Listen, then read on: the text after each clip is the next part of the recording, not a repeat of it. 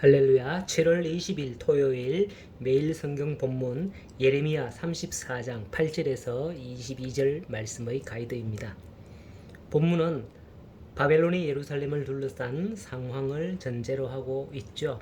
시드기야 왕은 예루살렘 백성과 계약을 맺고 노비를 해방시키기로 결정을 합니다.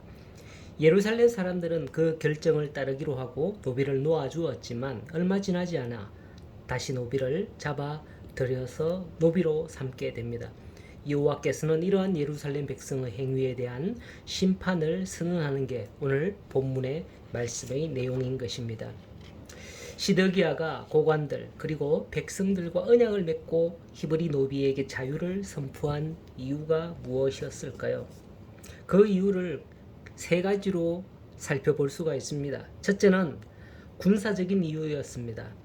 본문은 바벨론의 유다 침략으로 인하여서 그들의 군사력을 보강하기 위해서입니다. 노비는 군대의 징집 대상에 포함되지 않았으므로 시드기야는 종을 방면하여 자유민으로 만들어서 징집함으로 부족한 수비력을 보완하려 했던 것입니다. 둘째는 경제적인 이유였습니다. 종은 주인에게 노동력을 제공하는 대신에 주인은 종에게 식량을 공급해야 하죠. 그러나 예루살렘이 바벨론에게 포위된 상황에서 먹을 것을 구하는 것은 대단히 어려웠기 때문에 주인은 노비를 방면함으로써 종에게 식량을 공급하지 않아도 되었던 거죠. 그리고 마지막 세 번째는 종교적인 이유였습니다. 바벨론의 포위라는 위기 앞에서 하나님의 명령에 복종함으로써 하나님의 보호를 기대하는 행위였던 것입니다. 예레미야가 이러한 이스라엘 백성의 동기에 대해 정확히 언급을 본문에서 하지는 않았지만 그들이 바란 대로 바벨론은 아마도 일시적으로 이 일로 인하여 물러났던 것 같습니다. 하지만 어려움이 해결되었다고 생각한 예루살렘 고관들과 모든 백성들은 방면한 자들을 다시 노비로 삼았던 거예요. 그래서 하나님께서는 물러갔던 바벨론의 군사들을 다시금 돌아오도록 해서 예루살렘 성을 공격하겠다라는 그런 내용이 있습니다. 이에 예레미야는 여호와께 회개하기는커녕 뜻을 돌이켜 방면한 노비를 다시 노비로 만드는 것에 열중하는 이스라엘을 비판합니다. 이스라엘 행위에 여호와께서는 분노하여 바벨론을 이처럼 다시 불러올 것이다 라고 예언했던 것이죠. 모세의 오경에 의한 율법은 히브리 사람이 종으로 팔리게 된 경우에 6년 동안은 주인을 섬기지만 7년 끝에는 그를 놓아 자유롭게 해야 한다 라고 하는 말씀이 신명기에 있습니다.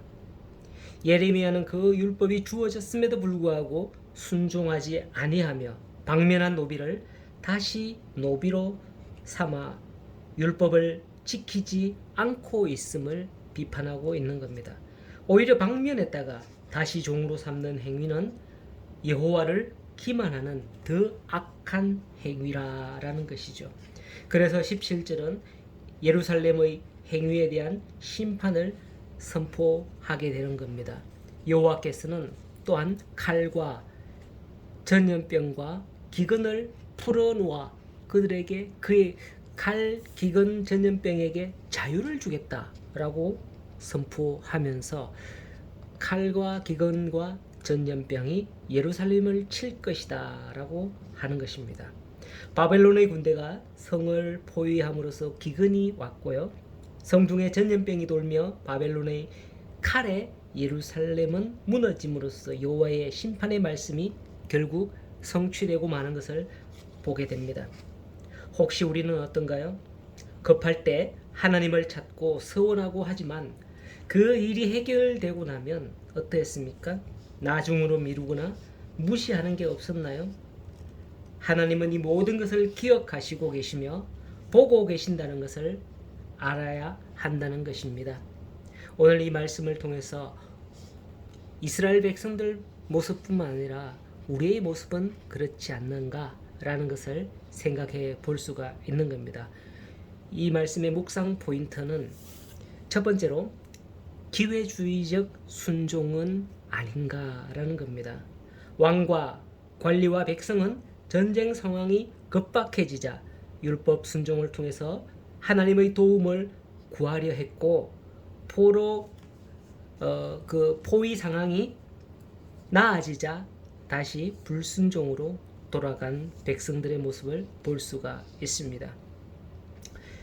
하나님께서는 그들의 기회주의적 순종의 모습을 보시고서 분노하시며 그들에게 다시금 심판하시는 것을 볼 수 있죠.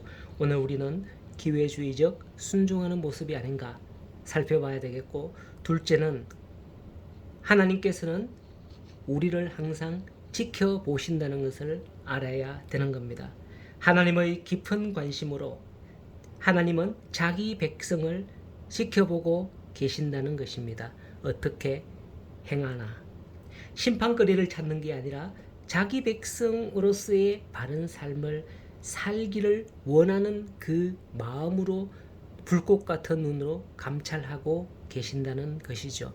오늘도 세상의 그 어떤 사람도 여호와의 불꽃 같은 감찰하시는 그 눈을 피할 사람은 없습니다. 오늘 우리의 마음속 깊은 것까지 살피시는 여호와 하나님, 우리의 마음이 온전히 하나님을 쫓아 나아가며 지금이고 예전이고 항상 변함없는 똑같은 일관성된 그런 믿음으로 살아가는 귀하고 복된 하루가 되기를 간절히 소원합니다.